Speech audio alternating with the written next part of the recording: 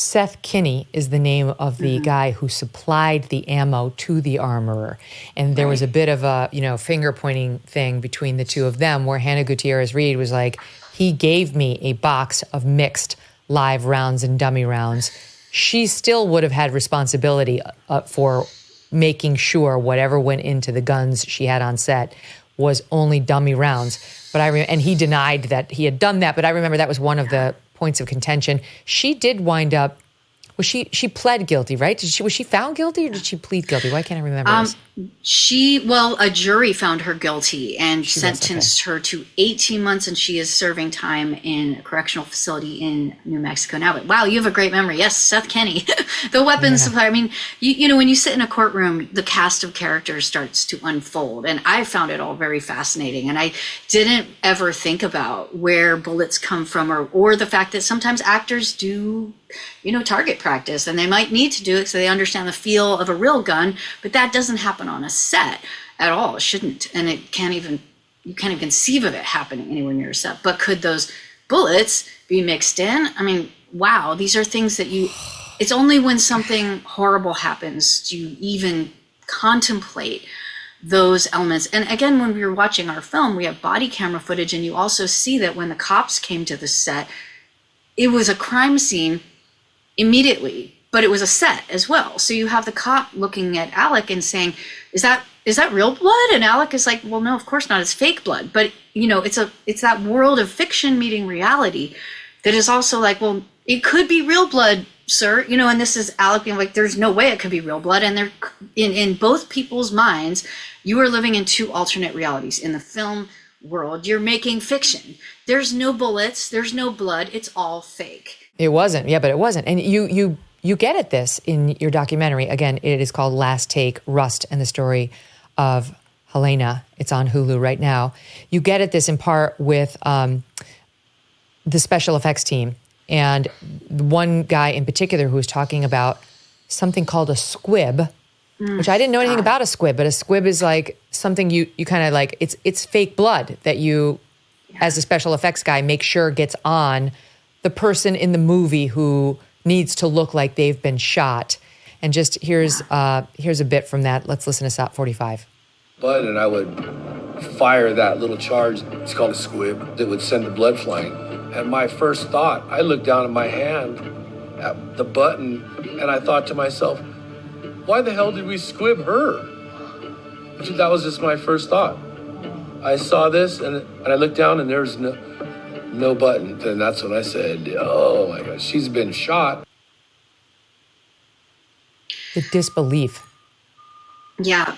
Wow, Megyn, this is cool because I got to say, my little director brain went in and it's like, oh, I fought so hard to make sure we get that in this movie. And, you have thousands and thousands of hours of, ideas and footage. And I remember specifically saying, the edit team, you guys, this matters so much because when I heard Tom Gandy, that's his name, describe a squib pack, which is the thing that explodes. You would strap it on a person and it explodes, and depends on, every movie you've ever seen a person blood popping off of, it is a really kind of well-designed thing. It goes under a person's shirt and then it pops and he has to pull that trigger. And when he was explaining it, also I will say as Halyna's friend, you're just like, no, please God, actually, this is so insane. There cannot be a world in which he's watching her actual body explode for real. And he knows what it's supposed to look like when it's fake. And he knows he didn't put that on her. So he knows it's real. And so I was sitting there and I remember being like, oh my God, whoa, it was a real moment. Again, to that point, like, thank you for finding that clip because it was like fiction meeting reality. And these moments when, in the world of entertainment, which we all love movies, it's this question of like, wow, are we putting people into a scenario where there's ever the possibility of something this real happening? And if so, it's just terrifying to imagine. You just think about the horror of those in that room, Halyna, chief of all, but those around her, everybody, Alec Baldwin, all of them were horrified. I think everyone accepts that. And the assistant director, David Halls, we talked a little bit about the armorer, but he also takes responsibility and had to because he was the person who handed the gun to Alec. And the rules are that he should have checked it too. There's supposed to be all these redundancies built in so that this can never happen. You did speak to him. You spoke to everybody except Alec. But here is a bit from the assistant director, David Halls, in SOP 44. Anna brought me the gun. She opened up the hatch, and I saw 3 bullets. And you only saw the 3? I only saw the 3. Okay. Do you normally check all of them, or what do you usually do? Should. Okay. I was negligent in the inspection of that gun. It could have been a more thorough inspection. I pled guilty. A thorough inspection didn't happen. I could have been a last line of defense. This poor guy. I'm just watching that, and you know what I'm thinking, Rachel, is like, it's when people say it wasn't my fault, it was someone else's responsibility, that we all pile on, that we are the ones saying, no, it was you. Yeah. When you hear a guy like that, you have the opposite instinct. You know, you want to relieve him. That's a great point. I mean, that is absolutely fascinating to think about that, because when I met Dave the first time, I was actually in the courtroom, and I had been wearing Halyna's hat, which actually is this hat right here. I wore this hat on every interview, and this was the hat she wore on the set of Rust. And so he recognized it right away, and he came up to me and just started crying, and just like the pain that I experienced immediately, you know, seeing a grown man cry, like just that level of pain.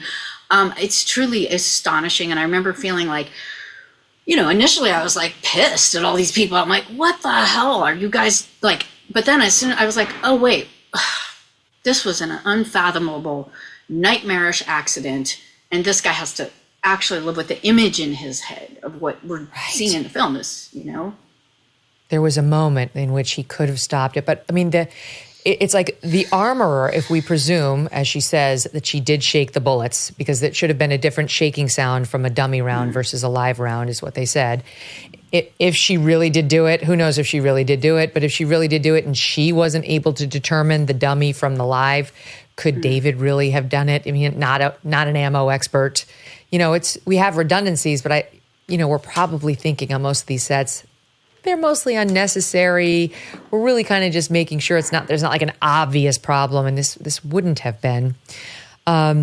The stuff with the crew really jumped out at me. I know she was crew, obviously she was part of the crew, but as somebody who's been not an actress but on camera for many years, you get very close to your crew, and the crew guys are like truth detectors. Like they just, if you're a bitch, if you're a nightmare to work with, they know. They just know. And these guys clearly loved her and loved working with her. And we pulled this clip of a guy named Jonas Huerta from the camera crew, who also seems to be taking responsibility. You know, it's like all these good guys are like, it was on me, it was on me, it was on me. We pulled a little bit of that in SOP 43. And the moment Halyna arrived, like all of our hearts dropped. Because she looked like blindsided. She did not understand what was going on. She's like, what's going on? We're like, we're leaving. Like, we're done. Like, she's like, I don't understand. Like, it feels like I'm losing my best friends. And our monitor wasn't working, and she had to see the frame from the Steadicam. And I was like, well, if I was there, I could have put her monitor out of harm's way. I could have, I always made sure that she was out of the danger. Like anytime the gun was pointed, I would make sure that monitor was safe. He walked off along with many others that day because the set was riddled with safety concerns. Well, one of the things that I pointed out is that everybody basically feels some level of survivor's guilt, and in discussing a second ago the idea of the different stopgaps that exist so that you don't have a gun without being checked 1 or 2 times, you also never should be standing in front of the gun.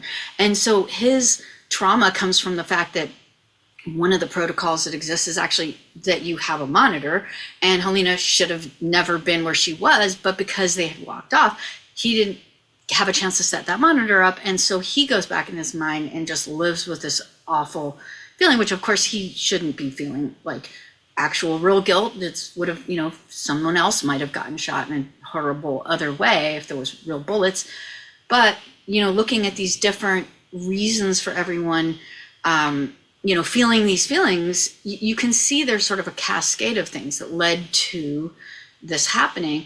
And I will say, interviewing the guys that walked off, they had quite a few different things they were making noise about on the set. And it's great. Like, you see the reality of I'm saying crew. Yes, I'm glad that you know what it feels like to work with crew, and in a way it's like the behind the scenes, the backbone of every single thing. And we're doing even now. There's producers, there's people we rely on deeply, and yet no one ever sees them. So I was happy to be able to reveal that world, because people only ever see the actors and see the main people on screen. You mostly don't even know who your favorite DP is and what they look like. You don't go out and buy a life jacket when the boat's already sinking, and you don't buy gold when the economy's already collapsed. Clearly, others are heeding this advice, as gold hit all-time highs already this year. It's not too late for you, and you could have Birch Gold help you diversify into physical gold. Birch Gold specializes in helping you convert an existing IRA or 401k into a tax-sheltered IRA in physical gold for no money out of pocket. One recent 5-star review said Birch Gold was, quote, knowledgeable, helpful, non-pressure. Get your free info kit on gold by texting the letters MK to the number 989898. There's no obligation, just useful information. With an A+ rating from the Better Business Bureau and countless 5-star reviews, just text MK to 989898 and let the experts at Birch Gold help you secure your future today with gold. Thanks so much for watching. If you like what you just saw, hit the subscribe button for more clips and full episodes.